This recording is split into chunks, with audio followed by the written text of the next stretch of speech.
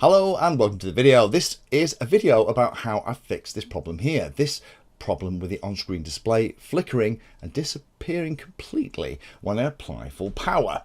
Now this was happening on this model here. Now this is my mini AR wing, has an omnibus flight controller in it, running Ardu plane, full autonomous GPS fabulousness, and it's great. It's nice and small, very compact, easy to transport, and flies for a very long time on little 1500 3S pack. Now I originally in the nose had a little basic Foxeer camera and it worked beautifully, but if you remember, I got this hybrid in from Runcam a couple of weeks ago, and I thought, you know what, that would make it the perfect little plane. If I pop it into the nose, then not only can I see where I'm going, I can also get HD footage too. And that's where my problem started, because I started to lose my on-screen display. Now I fixed this and I thought, you know what, that actually makes a really interesting video, because I'm sure lots of other people have these problems. In fact, I know some of you do, because you get in touch and talk to me about it. Now I'm very lucky. I tend to not have these kind of problems with models. And part of it is because I'm very careful with my wiring and I'm thinking about things as I'm building. But if you're new to the hobby and you're building something out, if you make up one or two mistakes, it's very easy to get into a similar situation and have a flickering on-screen display. It's very distracting, and potentially it means you could lose the whole OSD. So let me go through what I've done here to get this fixed, and hopefully by following one of these little bits of advice, you can fix your flashing or flickering on-screen display as well. But before I go through all the different changes that I've made, let me kind of start with the base point. Now this is typically how I would install a camera and VTX into a model like this. These things from Sonic Model, people like ZOHD and others have a little JST power connector inside. You just plug the power from the VTX into there. The VTX provides the 5 volts ground and signal to and from the camera, and that is great. And this is exactly how it worked before I put the omnibus flight controller in it. Then I installed the flight controller, and all I really did was make sure that the video in and video out were connected to both the VTX and the camera, and it all worked perfectly. So I just assumed, incorrectly as it turns out, that all I had to do was to swap over the basic Foxeer camera for the Runcam hybrid, and also then have it powered from the battery, because although the hybrid will run off 5 volts, I was a little bit worried it might pull too much current out of the power supply in the VTX, and I think that was my first mistake. So you can see here the wiring in particular, because this was a bit of a test platform when I was putting it together, figuring out how well Ardu plane worked, I wasn't being very neat with the wiring, and I think that was my second mistake. I didn't take the opportunity to neaten everything up. I just made the changes to the existing wiring because it was all working, so I didn't need to worry about it, right? It was that thinking that got me into trouble. So doing an auto launch of the model immediately takes the throttle to 100% and my on-screen display disappears. When the throttle is reduced, it kind of comes back, but it's very flickery.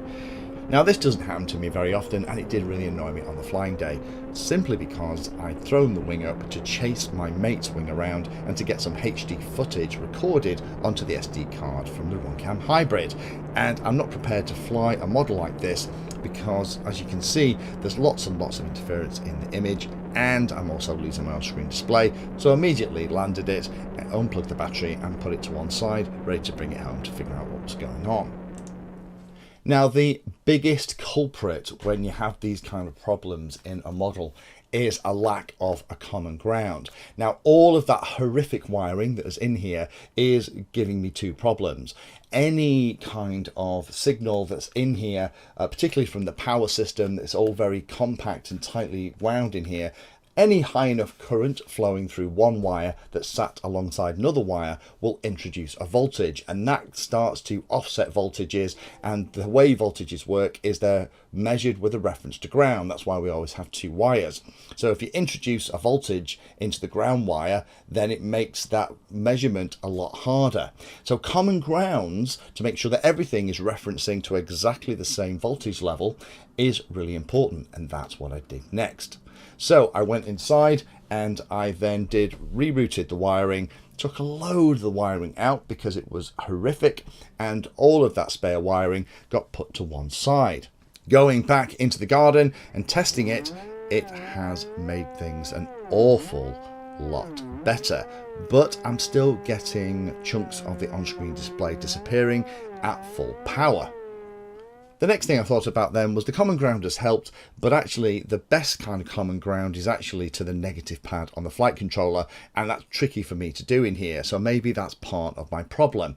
The other thing is I'm also concerned about how clean the power is getting to the RunCam hybrid.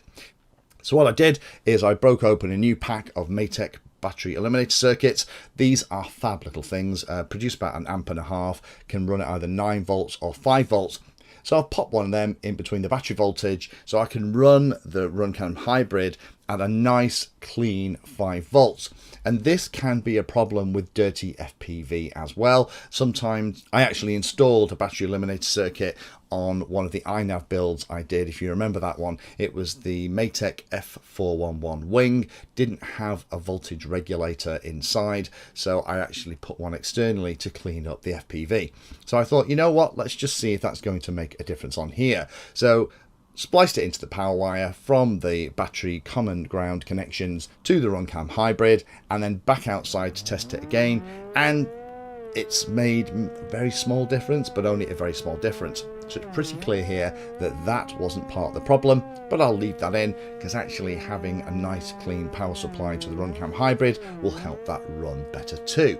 My last thought then, because the on-screen display is still disappearing at very high throttle levels, was to remove any possible chance of there not being a common consistent ground across the entire system, was to put a flying lead from that common ground that everything else is connected into, right into the side of where the video in and out come in. Now, I haven't bothered doing this before, but this absolutely guarantees that the video input and the video output signal that are coming into and out of the flight controller are absolutely being referenced to the ground that the rest of the system is using.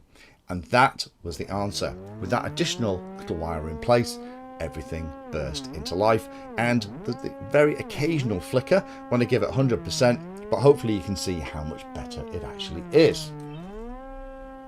So there we have it. Those are all the things I did to get this little RunCam hybrid working in this plane, so my on-screen display was there pretty much all the time.